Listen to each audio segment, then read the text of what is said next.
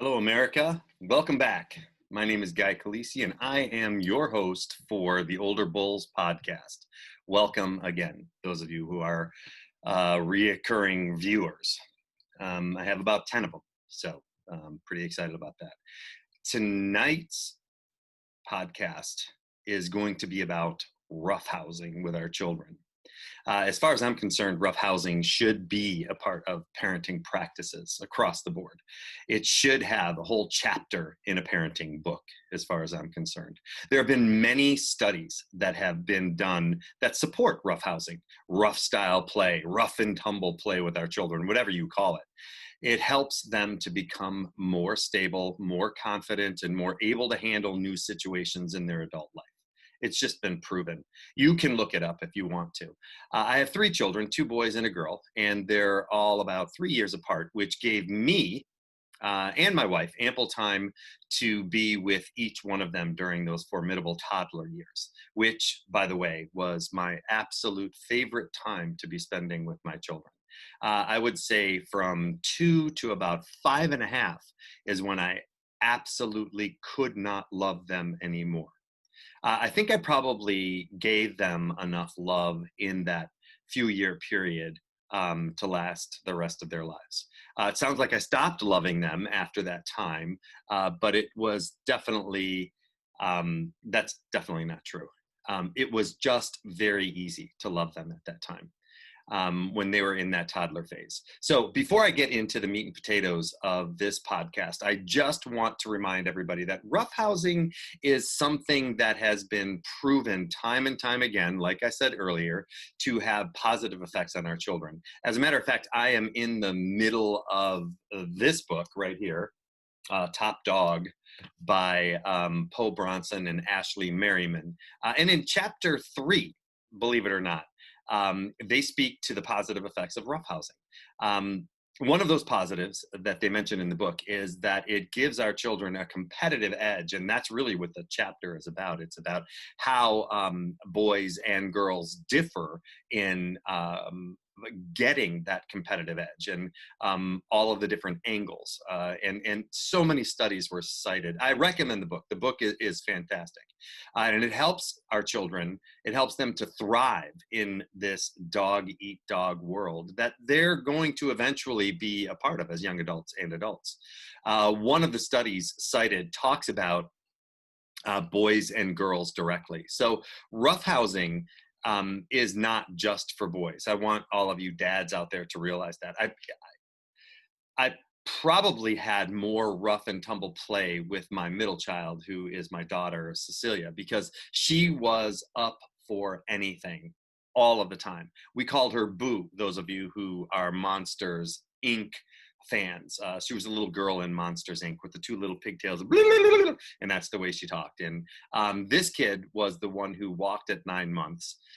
She was the kid who was talking not long after she was out of the womb. She was the Energizer Bunny, and I can't tell you how much I loved this kid.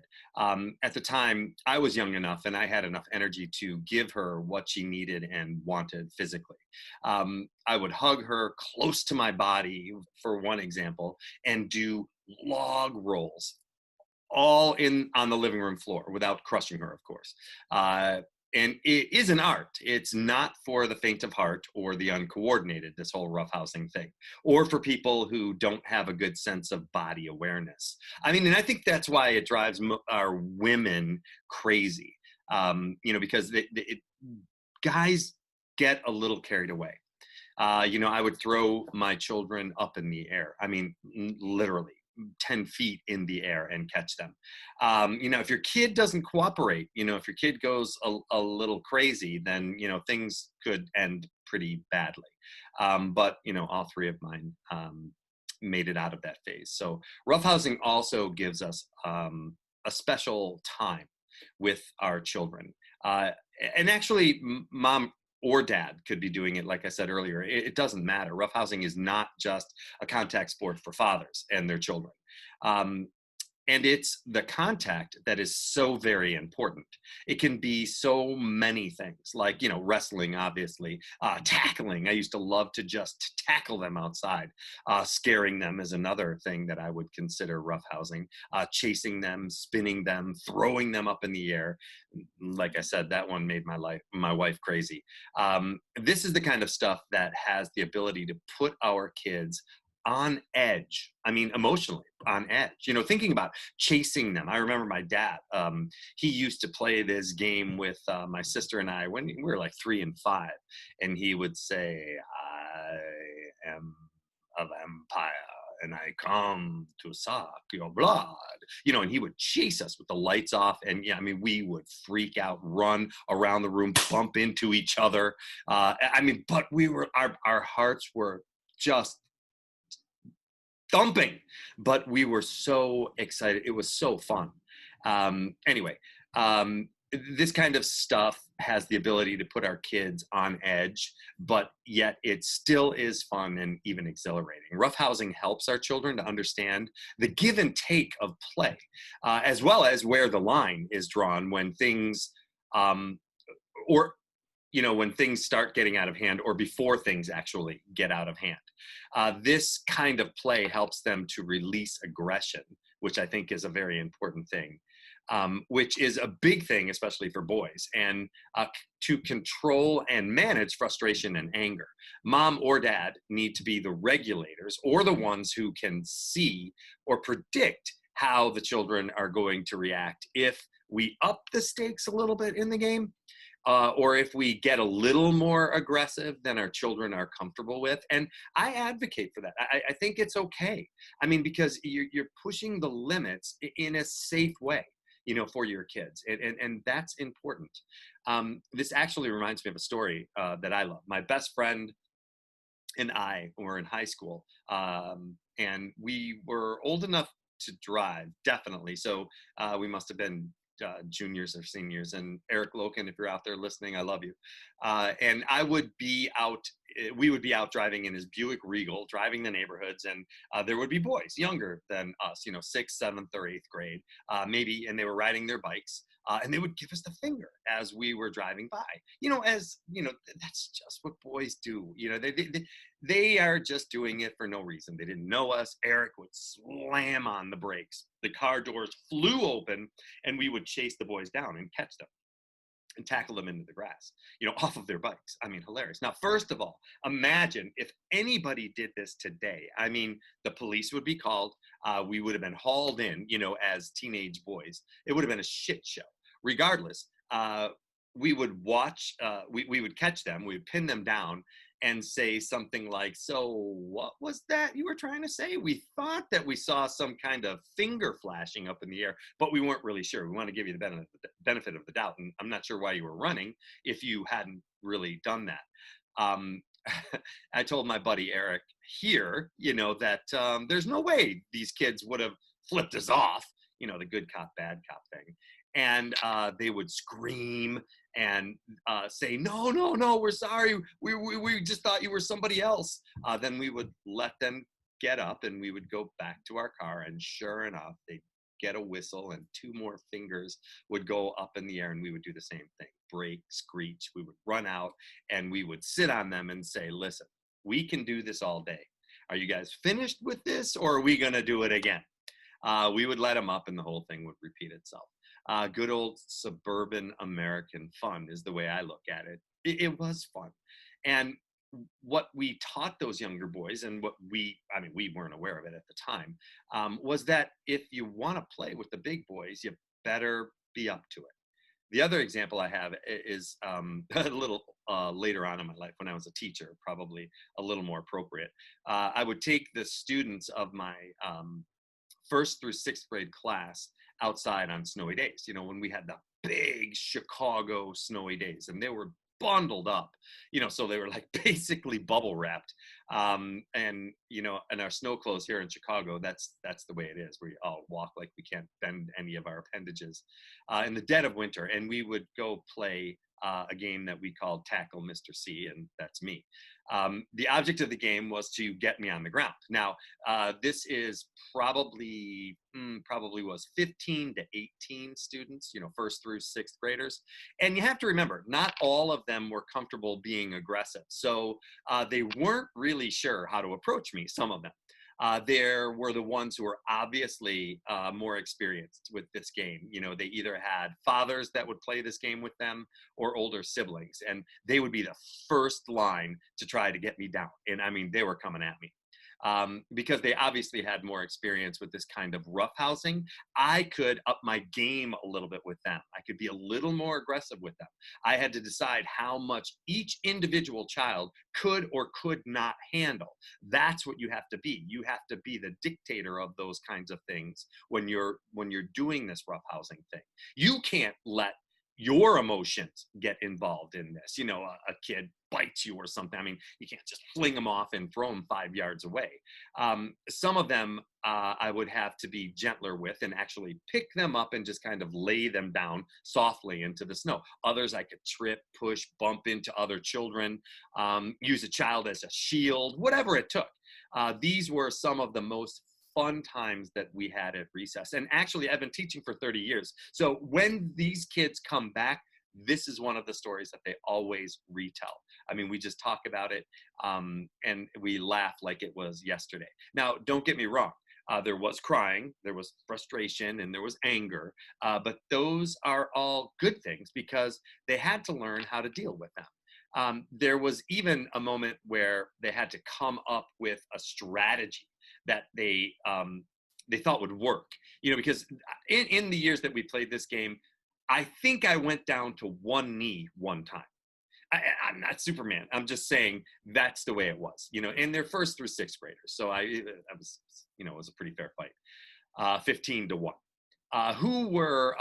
So I wanted to talk a little bit about the girls. The girls loved the game too, but they had some different approaches.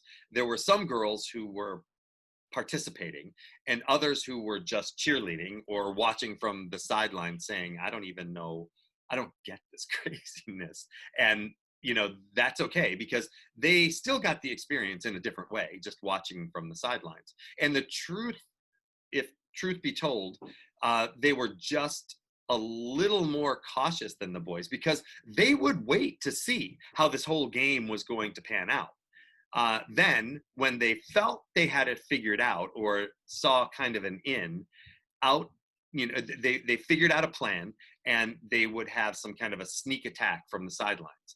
Good stuff. I mean, great stuff, right? After recess, we would have a decompression period to help them settle down. And we would talk about what happened. And the majority of the kids had a great time. The only ones who didn't like the game were the ones who kept meeting with defeat because they were unable to get me down. Those are the more aggressive boys usually. They wanted to win this game.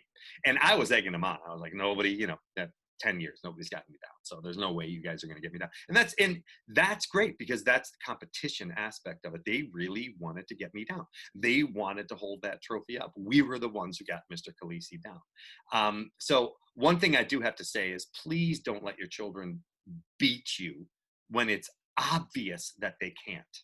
In anything, you're just setting them up for a reality check later on, which is going to be a little more painful for them.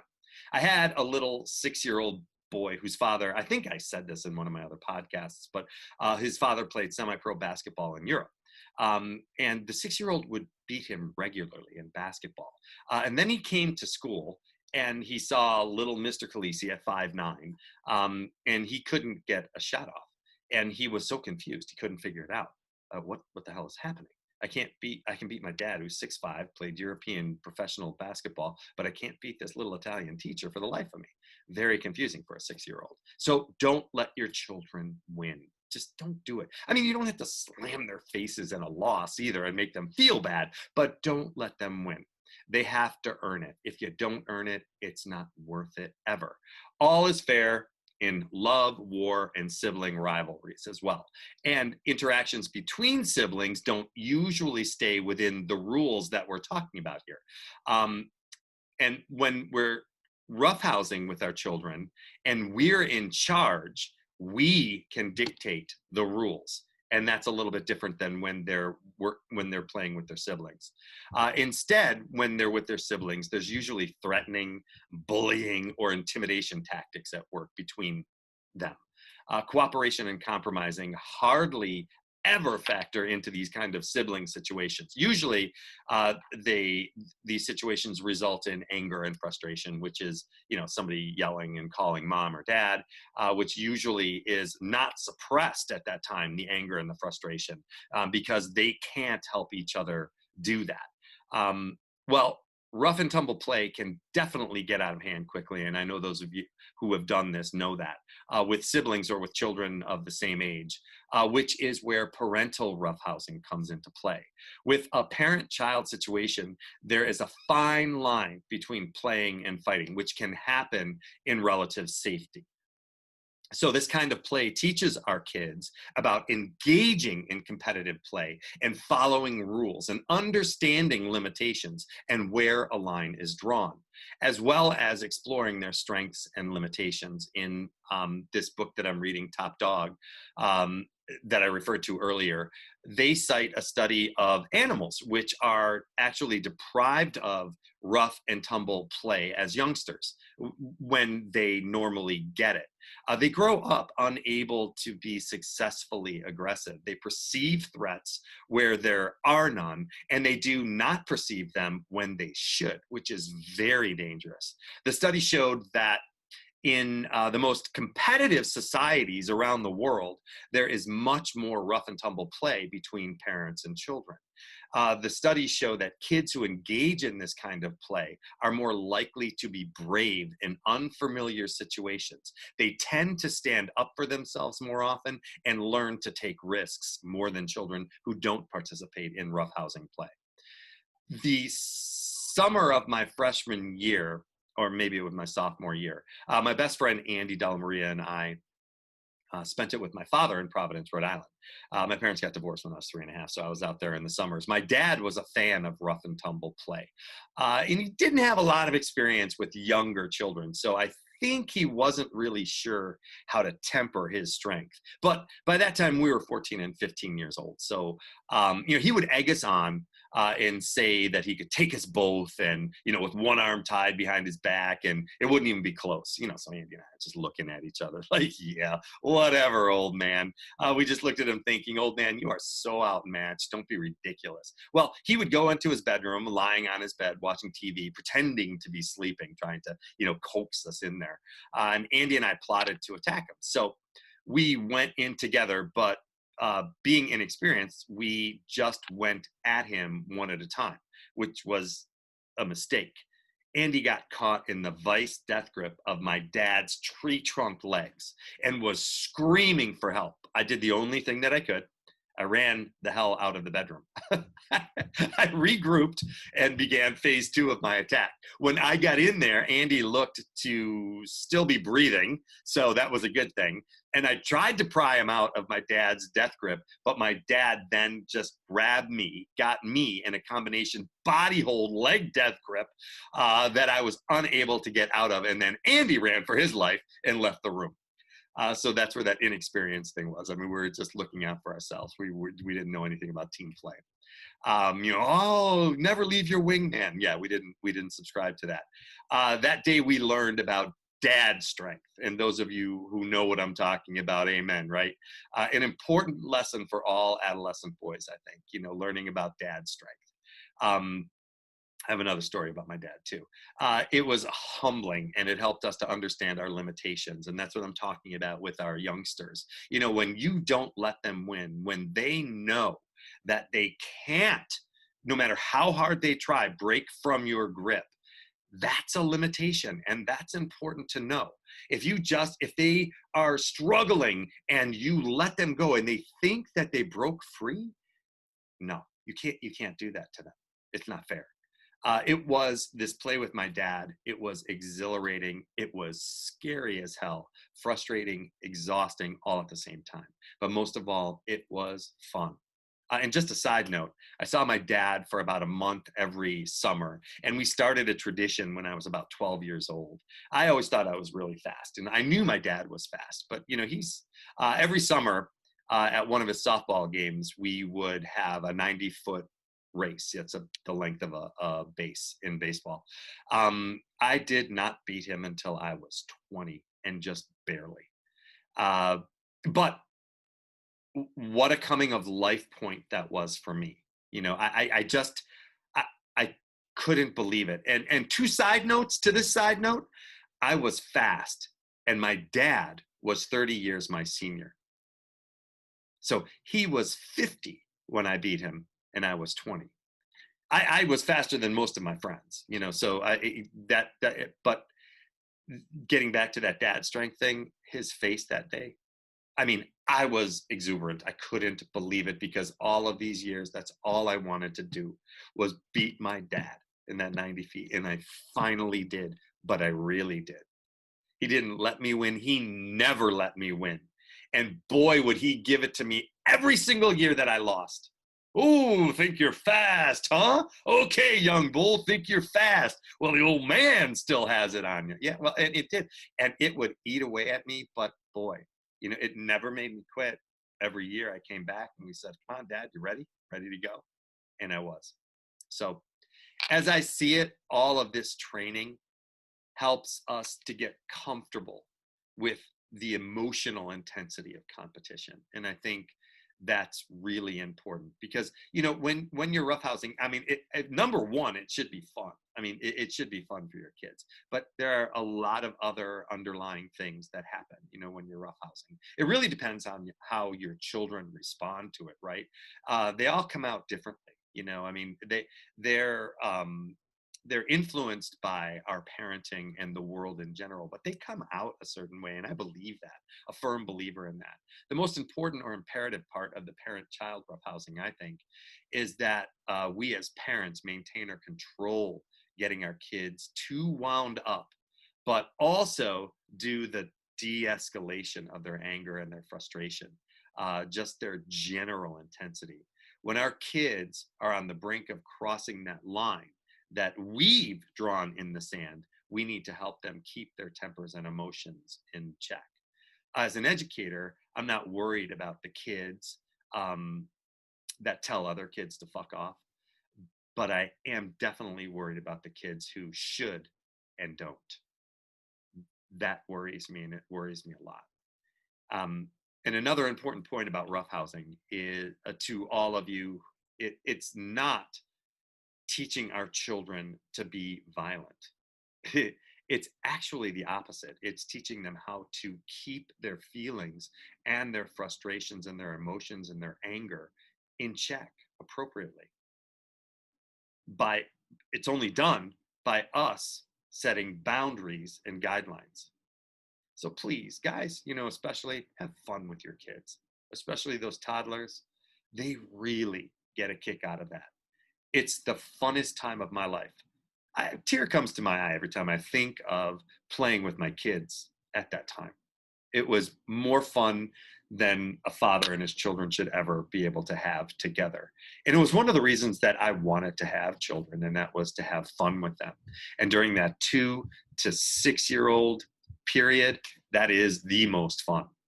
Well, America, that's the way I see it, and I'm sticking to it. I'll see you next time. Thanks for joining me.